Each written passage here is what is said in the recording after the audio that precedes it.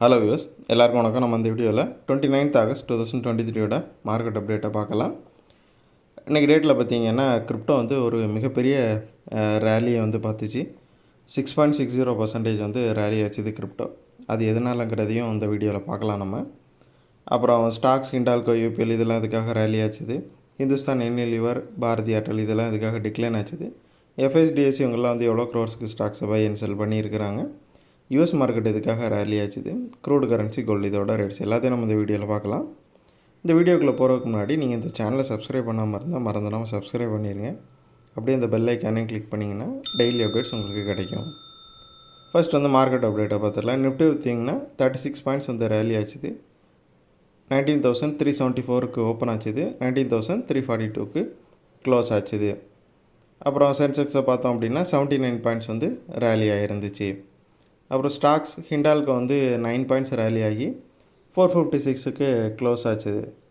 So ஏற்கனவே ஹிண்டால்கோ பார்த்திங்கன்னா ஒரு ஃபியூ டேஸ்க்கு முன்னாடி ஒரு 4000 கோடி வந்து இன்வெஸ்ட் பண்ணுறதா பிளான் இருக்கிறதா சொல்லியிருந்தாங்க.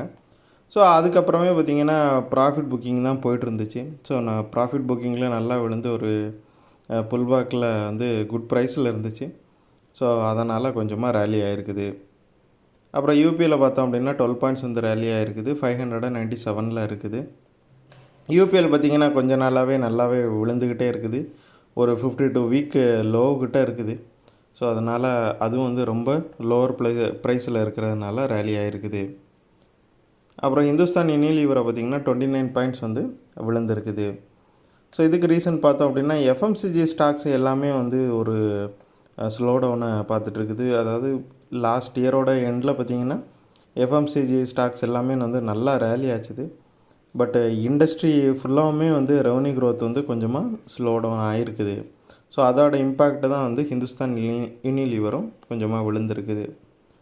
அப்புறம் பாரதி ஏர்டெலும் பார்த்திங்கன்னா ஒரு 15 பாயிண்ட்ஸ் வந்து விழுந்திருக்குது. 855ல் ட்ரேட் ஆகிட்டுருக்குது. பாரதி ஏர்டெல்லில் பார்த்தோன்னா ஒரு 0.2% வந்து ஈக்விட்டி வந்து பிளாக் டீலில் கை மாறி இருக்குது. அதாவது ஒருத்தவங்க விற்று இன்னொருத்தவங்க வாங்கியிருக்கிறாங்க பிளாக் டீலில். ஸோ அதனால் வந்து பாரதி ஏர்டெல் கொஞ்சமாக விழுந்திருக்குது. அப்புறம் எஃப்ஐஎஸை பார்த்தோம் அப்படின்னா ஒரு 61 crore பை பண்ணியிருக்கிறாங்க. டிஐஎஸ் வந்து 305 crore பை பண்ணியிருக்கிறாங்க. டிஐஎஸ் வந்து ஒரு 8th கன்சிக்யூட்டிவ் டேவாக பை பண்ணுறாங்க. எஃப்ஐஎஸ் வந்து 2 நாளாக செல் பண்ணிட்டு இருந்தாங்க. இப்போ வந்து பை பண்ணியிருக்கிறாங்க.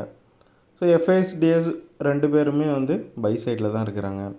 யூஎஸ் மார்க்கெட்டை பார்த்தோம் அப்படின்னா டவ் வந்து 292 பாயிண்ட்ஸ் வந்து ரேலி ஆகிருக்குது. S&P 500 64 பாயிண்ட்ஸ் ரேலி ஆகிருக்குது.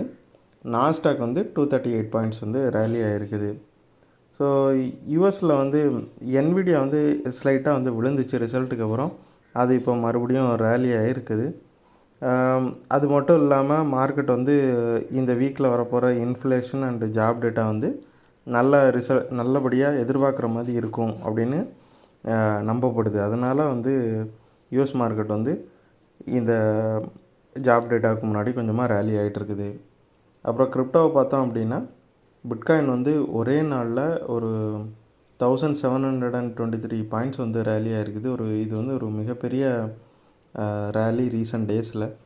ஸோ அதோட ரீசன் பார்த்தோம் அப்படின்னா கிரேஸ்கேல் இன்வெஸ்ட்மெண்ட் எல்எல்சி அப்படிங்கிற ஒரு கம்பெனி வந்து ஒரு கேஸ் போட்டிருந்தாங்க யூஎஸில் அவங்களோட கோர்ட்டில். ஸோ ஏற்கனவே என்ன நடந்துச்சுன்னா யூஎஸோட எஸ்இசி வந்து இடிஎஃப் வந்து, அதாவது பிட்காயினை வேஸ்ட் பண்ணி வர இடிஎஃப் வந்து பிளாக் பண்ணி வச்சுருந்தாங்க. ஸோ ஒரு 3 ஜட்ஜு பேனல் வந்து வாஷிங்டனில் இருக்கிற ஒரு கோர்ட்டில் வந்து இந்த முடிவை வந்து ஓவர் டர்ன் பண்ணி ஸோ அந்த பிளாக்கை வந்து எடுத்து வர்ற மாதிரி ஒரு ரிசல்ட்டு கொடுத்துருக்குறாங்க. அந்த தீர்ப்பை பேஸ் பண்ணி வந்து என்ன நினைக்கிறாங்கன்னா மக்கள் வந்து ஒரு நாளைக்கு ஏறக்குறைய ஒரு $1 பில்லியன் வந்து கிரிப்டோக்குள்ளே வரும் இந்த டிசிஷனால். ஸோ அதாவது இந்த ETF மட்டும் ஸ்டார்ட் பண்ணாங்கன்னா ஒரு நாளைக்கு பில்லியன் கணக்கான டாலர்ஸ் வந்து இன்வெஸ்ட்மெண்ட் ETF வழியாக பிட்காயின் செக்டாரில் வரும் அப்படிங்கிற மாதிரி எல்லோரும் நம்புகிறாங்க. ஸோ இந்த வின் வந்து கிரேஸ்கேல் கம்பெனிக்கு வந்து ஒரு நல்ல இதை கொடுத்துருக்குது. கிரேஸ்கேல் பிட்காயின் ட்ரஸ்ட் அப்படிங்கிறது வந்து ஒரு 21% வந்து ரேலி ஆகிருக்குது. ஸோ அது மட்டும் இல்லாமல் அது பிட்காயினே வந்து ஒரு 6% வந்து ரேலி பண்ணி விட்ருக்குது. ஸோ பிட்காயின் ரேலி ஆனதுனால எத்திரியமும் ஒரு 83 பாயிண்ட்ஸ் வந்து ரேலி ஆகிருக்குது. அப்புறம் க்ரூடை பார்த்தோம் அப்படின்னா பிரெண்ட் வந்து 0.55 வந்து ரேலி ஆகிருக்குது. கரன்சி வந்து USD 0.08 ரேலி ஆகிருக்குது, 82.7 இருக்குது. கோல்டு பார்த்தோம் அப்படின்னா 1965 இருக்குது, 90 பாயிண்ட்ஸ் வந்து ரேலி ஆகிருக்குது, 0.97% அப் இது. ஸோ இந்த வீடியோவில் நான் உங்களுக்கு கொடுத்த இன்ஃபர்மேஷன்ஸ் எல்லாம் கண்டிப்பாக ஹெல்ப்ஃபுல்லாக இருந்திருக்கும் நான் நம்புகிறேன். இது உங்களோட ஃபியூச்சர் ட்ரேடிங் செஷனுக்கு கண்டிப்பாக ஹெல்ப் பண்ணும். இந்த வீடியோ உங்களுக்கு பிடிச்சிருந்துச்சின்னா லைக் பண்ணுங்கள், ஷேர் பண்ணுங்கள், மறக்காமல் சேனலுக்கு சப்ஸ்கிரைப் பண்ணுங்கள். அப்படியே அந்த பெல் ஐக்கானை கிளிக் பண்ணிங்கன்னா டெய்லி அப்டேட்ஸ் தவறாமல் கிடைக்கும். தேங்க்ஸ் ஃபார் வாட்சிங். Keep supporting. தேங்க்யூ.